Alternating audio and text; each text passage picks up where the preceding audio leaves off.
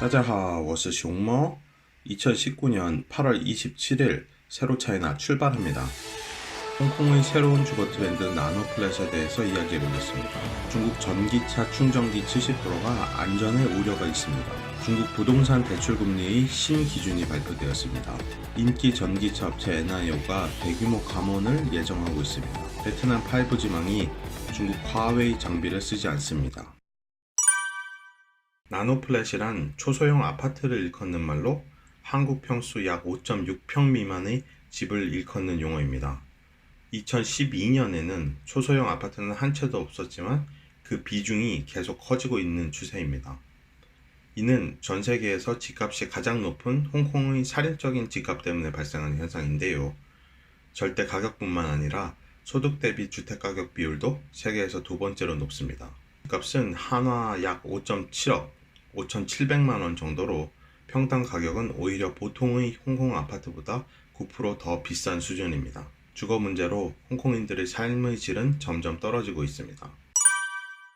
최근 광동성 관계기관이 전기차 충전기에 대한 샘플 테스트 결과를 최초로 발표했습니다. 샘플의 70%가 사용자의 감전사고 위험성이 높다고 밝혔습니다. 전기차 충전기 제품은 3C 인증 목록에 아직 포함되고 있지 않지만 소비자의 안전과 밀접하게 연관되어 있기 때문에 관리가 필요하다고 말했습니다. 올 6월 기준 전기차 충전기 보유량도 100만 대로 증가해서 그 위험성도 함께 증가하고 있습니다. 10월부터 개인의 주택담보대출 금리를 대출 우대금리 LPR과 연동하는 정책이 적용됩니다. 얼핏 보기에는 금리 인하 효과를 가져오는 듯 하지만 LPR 금리가 계속 변동하고 있고 종전 부동산 대출 금리 할인을 고려하면 사실상 금리 인하 효과는 없다고 전문가들은 풀이하고 있습니다. 오히려 이번 조치는 실물 경제 부양을 위해 시중에 푼 돈이 부동산으로 흘러가는 현상을 막기 위한 조치로 풀이되고 있습니다. 중국 전기차 업체 NIO가 9월 말 인원 감축에 나설 것이라고 밝혔습니다. 회사 설립 5년 된 NIO는 한때 구매 후 출고까지 1년여를 기다려야 할 정도로 인기였으며 고급차 시장에 안착한 중국 국산 브랜드라는 평가를 받고 있습니다. 회사 제품의 판매가 활발한데도 대규모 해고, 관리자 이직, 리콜 등 문제들이 잇따라 터지면서 회사에 문제가 생긴 게 아니냐는 우려의 목소리가 커지고 있습니다. NIO 총재는 이번 감축은 다이어트이며 지방을 없애려는 것이지 팔다리를 자르는 것이 아니다라고 밝혔습니다. 26일 보도에 따르면 베트남 최대 통신회사 비에텔 대표가 하노이에는 에릭스, 호찌민에는 노키아 장비를 채택할 것이라고 말했습니다.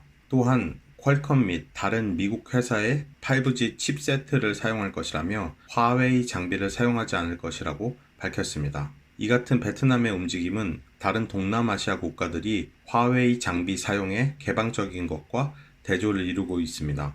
이는 베트남과 중국이 남중국해에서 해묵은 영유권 분쟁을 벌이는 것과 관련이 있다는 관측이 제기되고 있지만 국가 네트워크 보안상의 문제라는 것이 베트남의 공식 입장입니다.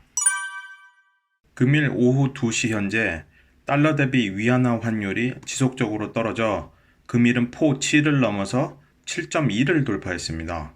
증시도 미중 무역 협상 재개 기대감에 상승세를 보이고 있습니다. 15 1개월물 금리 또한 지속적으로 떨어지고 있습니다. 송마오 아카이브의 세로 차이나 뉴스 브리핑은 매주 1화목 업데이트됩니다. 구독과 알림 설정하셔서 돈이 되는 중국 뉴스 놓치지 마세요.